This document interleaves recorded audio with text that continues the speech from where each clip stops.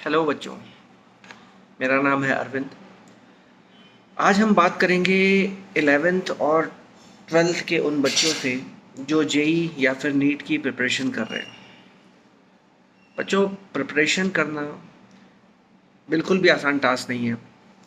लोग भीड़ में चले आते हैं कि तैयारी करनी है, भाई 10th पास किया, मैथ्स ले ली या बायो ले ली तो सर जेई या नीट की तैयारी करनी है।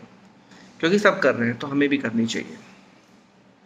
तो मुद्दा ये है कि बहुत सारे बच्चे आते हैं, तैयारी करते हैं, स्टार्ट करते हैं तैयारी करना धीरे धीरे। क्योंकि स्टार्ट बहुत अच्छा होता है। पहला पहला चैप्टर होता है, एक्साइटमेंट होती है, समझ में आ रहा होता है बातें। उसमें भी बहुत सारे ऐसे बच्चे होते हैं जो जस्ट क्लास में आइडल बैठे रहते हैं, टीचर क्या बोल रहा है वो भी समझने की कोशिश नहीं करते हैं। तो एक्चुअली मुझे बात करनी है कि जेई या नीट में सिलेक्शन होगा कैसे। क्या 12-12 घंटे 15-15 घंटे पढ़ने से नीट या जेईई में सिलेक्शन होगा? तो ऐसा बिल्कुल भी नहीं है। सिर्फ और सिर्फ अपने एटीट्यूड को सुधार कर ही सिलेक्शन लिया जा सकता है। एटीट्यूड सिलेक्शन में पढ़ाई का रोल बहुत ज़्यादा नहीं है। मतलब बहुत ज़्यादा का मतलब ऐसा नहीं कि बिना पढ़े हो जाता है। अगर आपका एटीट्यूड अच्छा है, एटीट्यूड का अच्छा होने का मतलब क्या है, सामने टीचर समझा रहा है तो आप उसको समझने की कोशिश कर रहे हो कि टीचर बोलना क्या चाह रहा है। टीचर ने जब कुछ बता दिया, समझा दिया, तो क्या आपने उसके करस्पॉन्डिंग नोट्स बनाए? क्या नोट्स क्या होते हैं? टीचर ने जो समझाया, जो लिखवाया, वो तो टीचर के नोट्स हैं। आपको एक्स्ट्रा क्या समझ में आया? कोई क्वेश्चन आप फंस रहे हो, क्या आप उस क्वेश्चन को सॉल्यूशन देखने के बाद या टीचर से डिस्कस करने के बाद क्या अपनी नोट कॉपी में पहुंचा रहे हो? क्या आपने टेस्ट होने के बाद टेस्ट के एनालिसिस, अपने वीक पॉइंट, अपने गलत हुए सवालों पर आप वर्क कर रहे हैं? अगर ये आदत में नहीं है तो सिंपल थ्योरी पढ़ना और 2 4 5 सवाल लगा लेना, ये एकदम पहला स्टेप, बेसिक स्टेप है जो ऑलमोस्ट हर बच्चा करता है। बट आपको पता है सभी बच्चों का सिलेक्शन नहीं होता है। इसमें भी बहुत सारे ऐसे बच्चे होते हैं, आपको बता दूं फिर से। क्लास में आप देखें उनको तो एकदम ऐसे बैठते हैं जैसे कि कुछ भी नहीं जान रहे, कुछ भी नहीं आ रहा है भाई उनको, बिकॉज सुन ही नहीं रहे हैं। तो यार वो कहीं और है उनका दिमाग। तो इन तरह की, अगर आप इस तरह की कैटेगरी में है तो बेटा बाहर निकल के आओ। और इस तरह से आपको बाहर आने में सबसे इम्पोर्टेंट रोल आपका ही है।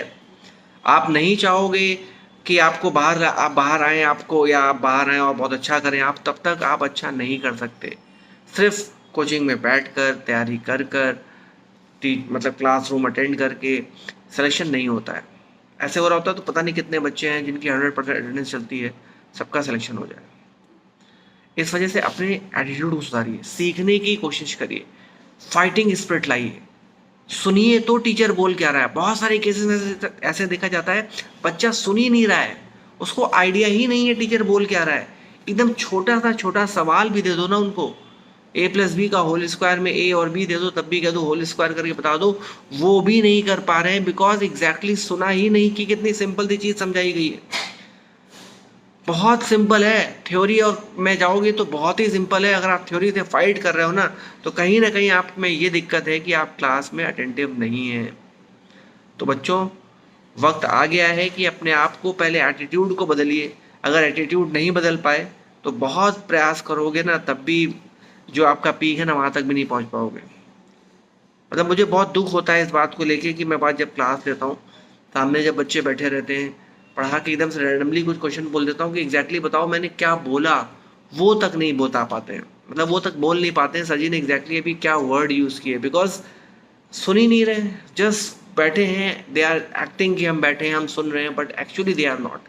सभी पेरेंट, भाई बहन जितने भी सुन रहे हैं इस वीडियो को, उन सबसे रिक्वेस्ट है, बच्चों के अंदर ये कैपेबिलिटी जनरेट कराइए, उसमें उनको सुनने की आदत डलवाइए कि बोला क्या जा रहा है उसका मतलब बताओ। आपसे आपकी जब भी कभी बात हो तो आप भी बोलिए कि मैंने क्या बोला उसका मतलब बताओ।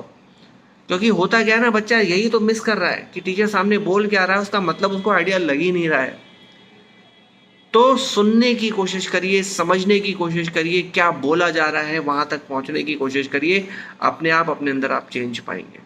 बहुत मुश्किल है, बहुत टाइम लगेगा, 8 से 10 दिन लगता है इस आदत को अडॉप्ट करने में।